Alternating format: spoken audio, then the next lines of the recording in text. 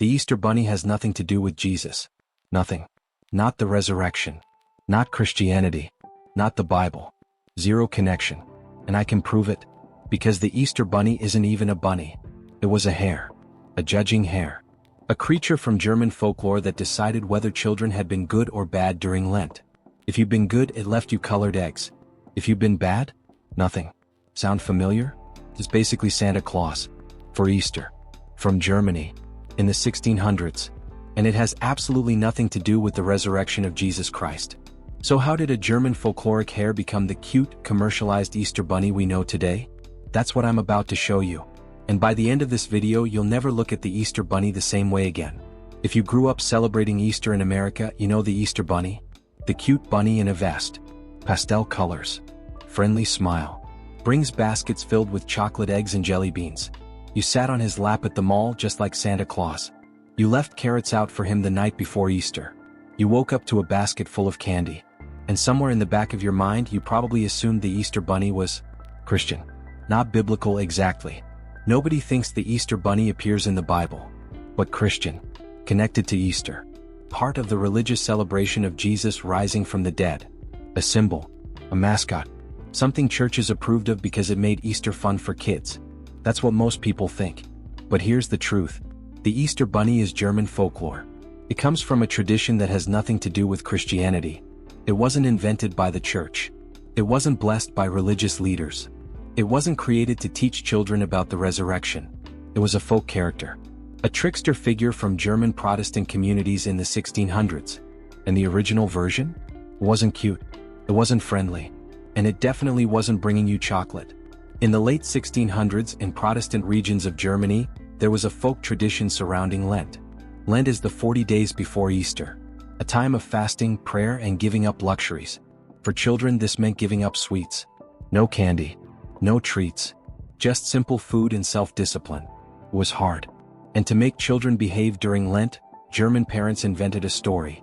They told their children about the Osterhase, the Easter hare. Not a bunny. A hare. Wild. Unpredictable. A little bit scary. And this hare had a job. The Osterhase was watching.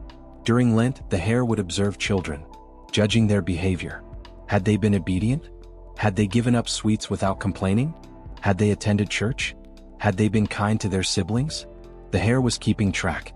And on Easter morning, if you'd been good, the Osterhase would come to your house in the night and leave colored eggs hidden in the garden. A reward for good behavior. But if you'd been bad? Nothing. No eggs. No treats. No rewards. Just the knowledge that the Osterhase had judged you and found you wanting. Now let me be clear. This wasn't a cuddly character. The Osterhase in German folklore was a realistic wild hare. Long ears. Powerful legs. Intense knowing eyes. Not a cartoon. Not a friendly mascot. In some versions of the story, the hare could speak. It would appear to children who'd misbehaved and scold them. In other versions, it left warnings, broken eggs instead of whole ones, for children who'd been disobedient. It was a disciplinary tool. A way to control children's behavior during a religiously important time. Does any of this sound biblical to you? Does it sound like something that came from the story of Jesus rising from the dead? No, because it didn't. It's folklore. German Protestant folklore. Created by parents to make children behave. It has nothing to do with the resurrection. Nothing to do with Christianity. It's a behavioral control mechanism wrapped in a folk tale. In the early 1700s, thousands of German immigrants came to America. Many settled in Pennsylvania. They brought their language, their food, their customs. And they brought the Osterhase. German children in Pennsylvania grew up hearing the same stories their parents had heard in Germany. The Easter hare was watching. Be good during Lent. Find eggs on Easter morning. But something started to change. In Germany, the Osterhase was a solitary folk creature. Serious. Stern. A judge. But in America, the tradition started to soften. Why? Because American kids, especially non-German kids, didn't grow up with the same cultural context. To them, a hare leaving eggs sounded fun. Not scary. Not disciplinary. Just a magical creature that brought treats. Like a fairy tale. And slowly, over the course of the 1700s and 1800s, the Osterhase transformed. The hare became a rabbit. Smaller. Cuter. Less wild. The judging aspect faded. Now it just brought eggs to all children, not just the obedient ones. The sternness disappeared. It became friendly, cheerful, harmless. By the mid-1800s, the Easter rabbit, no longer a hare, was a beloved character in German-American communities. Children made nests out of hats and bonnets and left them out on Easter Eve, hoping the rabbit would fill them with colored eggs. It was becoming a tradition. And then American commerce got involved. In the 1870s and 1880s, greeting card companies started printing Easter cards. And what did they put on those cards? A cute rabbit, pastel colors, spring flowers, eggs. The Easter rabbit was now a commercial product. Candy companies followed. By the 1890s, chocolate rabbits were being sold in fancy candy shops. Expensive, a luxury item. Department stores started hosting Easter rabbit visits just like Santa Claus. Children could sit on the Easter rabbit's lap and get their picture taken. You see what happened? A German folkloric hare, created to discipline children during Lent, was transformed by American immigration and commercialization into a cute, friendly, commercialized Easter mascot. It went from folklore to product, from cultural tradition to mass-market character. And along the way, people forgot where it came from. By the early 1900s, the Easter bunny was everywhere. Greeting cards, chocolate, store displays, parades, but it was still mostly a regional thing. German-American communities, East Coast cities. Then came the 1950s, and everything changed. After World War II, American consumer culture exploded. Suburban families, television advertising, department stores competing for customers, and holidays became commercial gold mines. Christmas had Santa Claus. Easter needed a mascot too. Enter the Easter Bunny. In the 1950s and 60s, the Easter Bunny became a full-blown commercial phenomenon. Department stores hired people to dress up in Easter Bunny costumes. Kids lined up to sit on the bunny's lap, just like Santa. Candy companies mass-produced chocolate bunnies. Millions of them, wrapped in colorful foil. Television commercials showed the Easter Bunny hopping through suburban backyards, leaving baskets of candy. Animated Easter specials featured friendly, talking bunnies teaching kids about spring and renewal. The Easter Bunny became as American as apple pie. By the 1970s, almost every child in America knew the Easter Bunny. Not as a German folkloric hare. Not as a judging figure from Protestant Lent traditions. But as a cute, friendly, commercialized character that brought candy and chocolate eggs. And here's the thing. Most people today have no idea the Easter Bunny is German folklore. They don't know it started as the Osterhase. They don't know it was originally a stern, judging hare that rewarded obedience. They just know the cute mascot, the commercialized version, the product, and they assume, somewhere in the back of their minds, that it's connected to Easter, to Christianity, to Jesus, but it's not. It never was. The Easter Bunny is a German folk character that was commercialized by American capitalism and slapped onto a Christian holiday. It has nothing to do with the Bible. Nothing to do with the resurrection. It's folklore, commerce, marketing. Here's the most ironic part of this whole story. Today, churches embrace the Easter Bunny.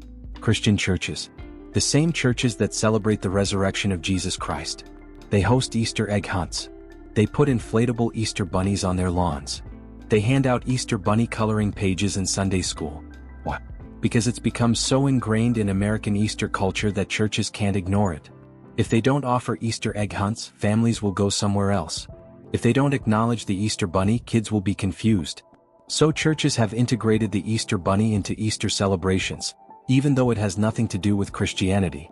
You'll see churches trying to Christianize the Easter Bunny. The Easter Bunny reminds us of new life, just like Jesus' resurrection.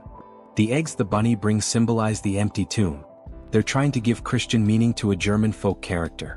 Trying to baptize the Osterhase, so to speak. But it doesn't change the origin. The Easter Bunny is not Christian. It's folklore that got commercialized and absorbed into Easter because it was profitable and popular. And look, I'm not saying churches are wrong for doing Easter egg hunts. I'm not saying the Easter Bunny is evil or harmful. I'm just saying, let's be honest about what it is. It's a fun tradition. A commercial character. A piece of German folklore that became Americanized. But it's not biblical. It's not sacred. And it's not connected to the resurrection of Jesus. It's just a bunny. The Easter Bunny is a perfect example of how traditions evolve. How something that started as German folklore can become American commerce, can become assumed Christian tradition. None of that is inherently bad. Traditions change. Cultures blend. Commerce shapes holidays. But it's worth knowing the truth. Because when you know the truth, you can decide what these traditions mean to you. If you're Christian, you can celebrate the resurrection of Jesus without feeling like the Easter Bunny diminishes that. If you're not religious, you can enjoy the Easter Bunny as a fun cultural tradition without pretending it's sacred. And if you have kids, you can tell them the real story. The Easter Bunny is a character from German folklore. German immigrants brought the tradition to America, and candy companies turned it into the cute bunny you see today. It's fun, but it's not from the Bible. Honesty. That's all I'm asking for. The Easter Bunny is fun. The Easter Bunny is commercial. The Easter Bunny is folklore. But the Easter Bunny is not biblical. And now you know the truth. Alright, now I want to hear from you. Did you know the Easter Bunny was German folklore? Did you grow up thinking it was connected to Christianity? Or did you already know it was just a fun tradition with no religious meaning? Drop a comment and let me know. And here's a question for you. Do you think churches should embrace the Easter Bunny, or should they separate it from religious Easter celebrations? I'm genuinely curious what you think. Let's have a respectful conversation in the comments. And if you found this video interesting, do me a favor, share it with someone who still thinks the Easter Bunny is Christian. Let's spread the truth. Subscribe if you want more videos like this, where I dig into the real history behind traditions you thought you knew. I'll see you in the next one.